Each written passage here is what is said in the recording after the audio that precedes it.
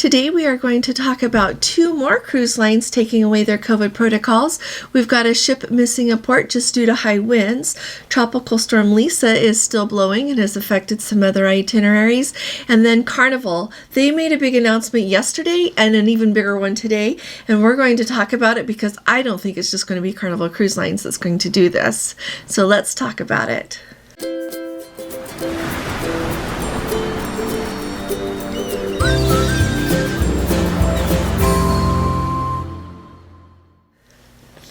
Hi there, this is Allison with Let's Go Travel Tips. Today is Thursday. It's November 3rd of 2022. Gordon and I are so excited because this afternoon we are going to fly to Miami so that we can be ready to board the Celebrity Beyond tomorrow. We are beyond excited about that, no pun intended. But we'll take you with us, and so keep your eye on our videos where we're going, and we'll keep you up to date with what's going on. And I'm really excited to share as much as I can with you about the Celebrity Beyond. I know I keep telling you this, but I am so excited that she is their first ship to be outfitted with Starlink. So I am expecting some fast internet, and I hope that we have that so that we can go live and show you everything. So first of all, today, Royal Caribbean and Disney Cruise Lines, effective yesterday, November 2nd, I didn't see this until late yesterday, they announced that they are taking away the requirements for vaccines and testing. So let me tell you about Royal Caribbean first. So they have announced, like I said, that starting on November 2nd, travelers on U.S., Barbados, or Singapore sailings, regardless of vaccine status, will no longer be required to do a test with just a few exceptions. So let me tell you the exceptions here really quick in case you happen to be on one of those cruises. Before they talk about the exceptions, though, they just say that they do recommend that you be vaccinated and boosted against COVID-19, and even though that vaccine is not required, they kindly ask guests to disclose whether or not they are vaccinated during the boarding process. So last night we were filling out the things on the Royal Caribbean app because we're going to get on Royal Caribbean on Sunday when we get off the Celebrity Beyond, and you do have to say, you don't have to upload your vaccine card, but you do have to indicate that you are vaccinated and boosted against COVID-19. If I remember correctly, those are 2 separate questions. And it is super easy to do that. All you have to do I can talk to you about that later. I'll talk to you another time about what you need to do to embark on a Royal Caribbean cruise. But that is just all they asked, okay? Now, also, all travelers, regardless of vaccination status, will no longer require pre-embarkation testing unless you are going to Colombia, Haiti, Honduras on a transatlantic and on Australia sailings. The Barbados Customs and Immigration form is no longer required to enter Barbados.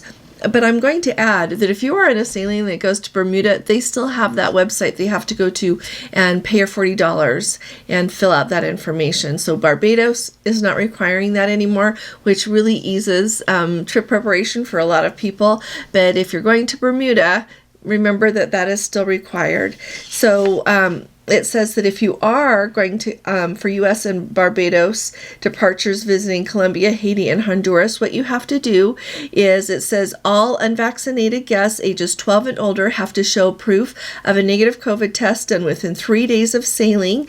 And it says that if you are fully vaccinated and if you are aged 11 or younger, you don't have to do the testing. So that is all that's required. Now, as far as Disney goes, they say that beginning on November 14th, all sailings departing from the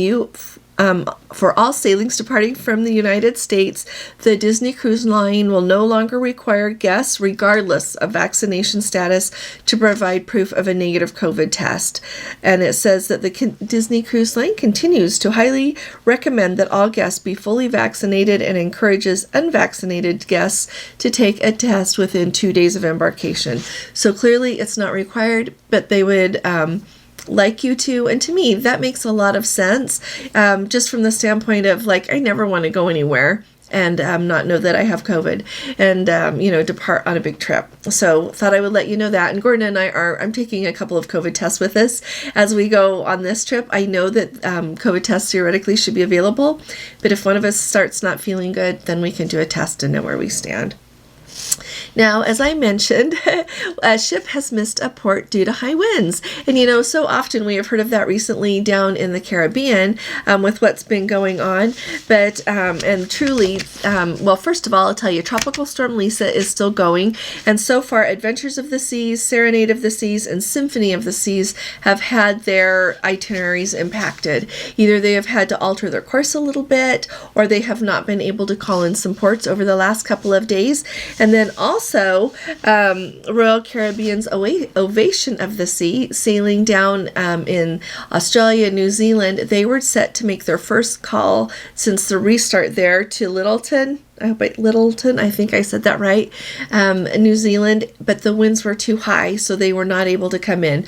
Now, you might remember, if you don't know, Royal Caribbean's largest class of ship right now is their Oasis class, and they are huge. Like, I think that the Oasis is the class has like 16 decks. It's a huge ship. Well, I guess anyway, it has 16 decks, and they were going to be pulling in there as they restarted down in the whole down under area of the world to cruise. And so they were not able to make that port, but I think it's really fun to note that they are going to be there for a long time. They are going to be doing various sailings. All of their sailings are not identical. They're going to be going to Sydney, different parts around Australia, New Zealand, and then they are going to come back to Alaska next year for the 2023 Alaska season. Ovation of the Seas will be there, and they are breaking up their repositioning cruises into 3 different cruises.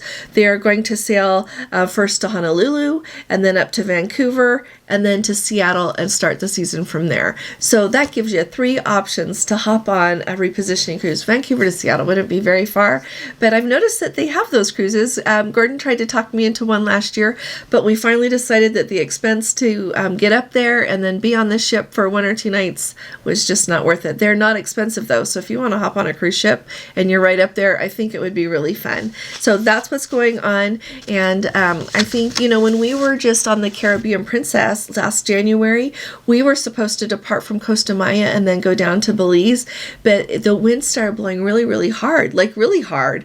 And so we had to stay there at the dock.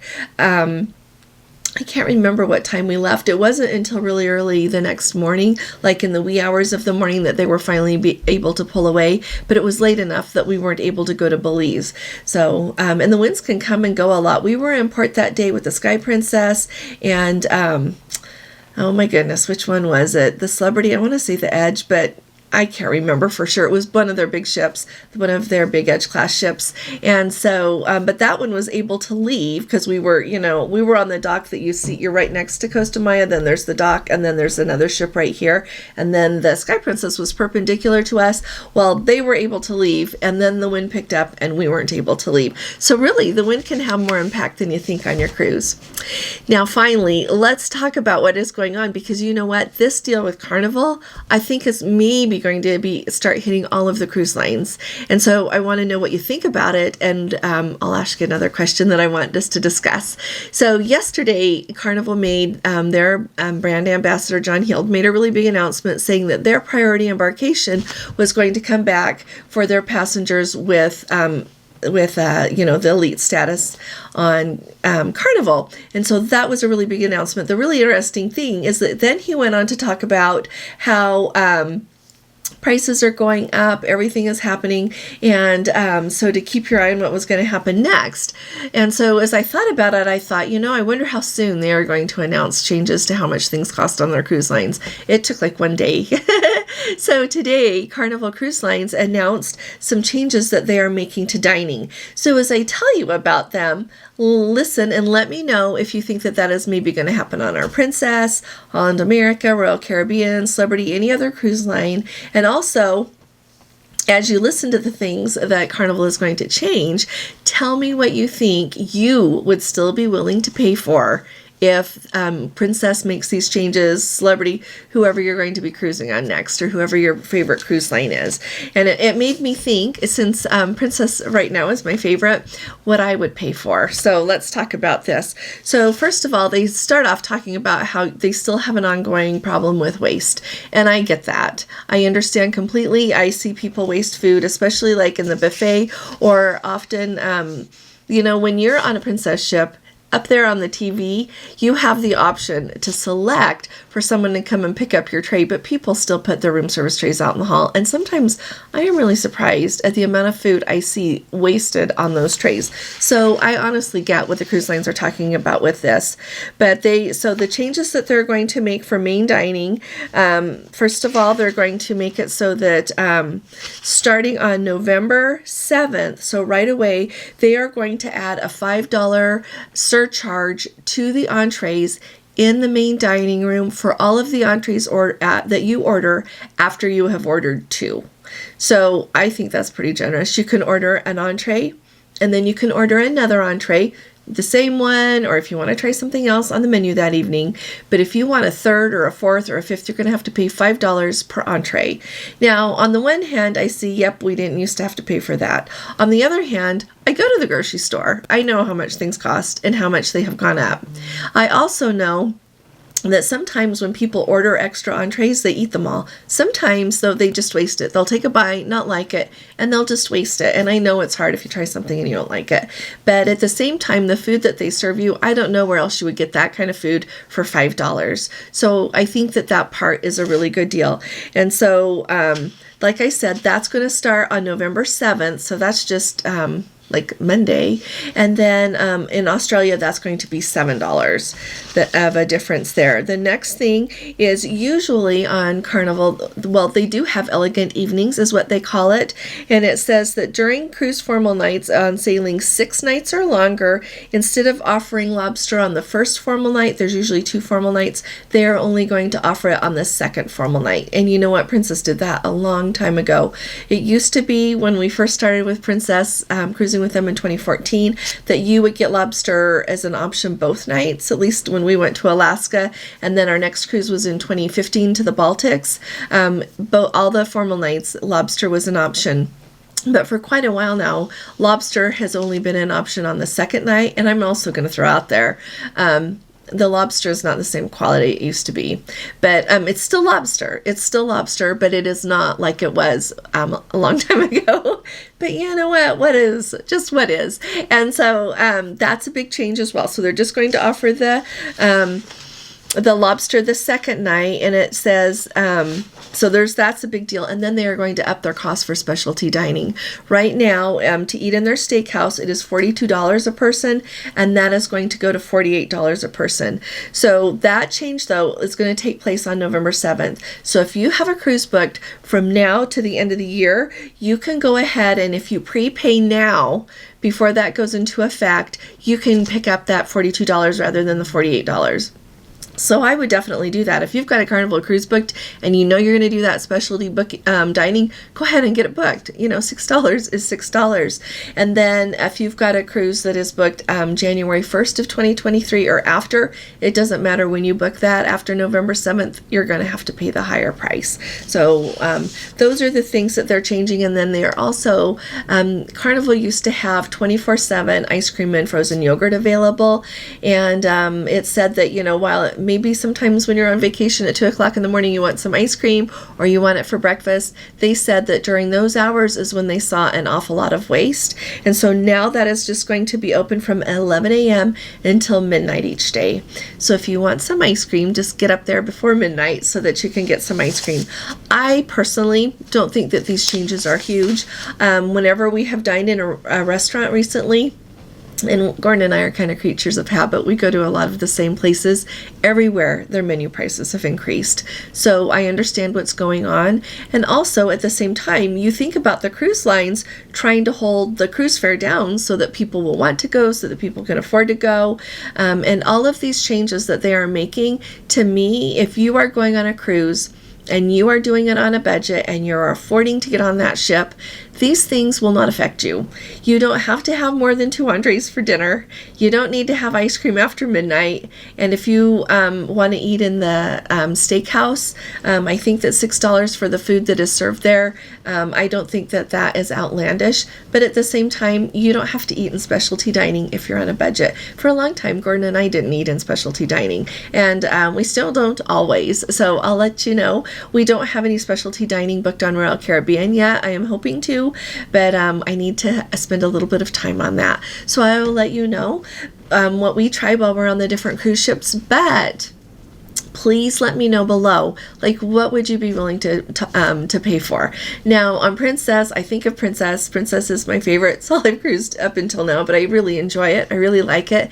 And so I think of the things that I would be willing to pay a little bit more for.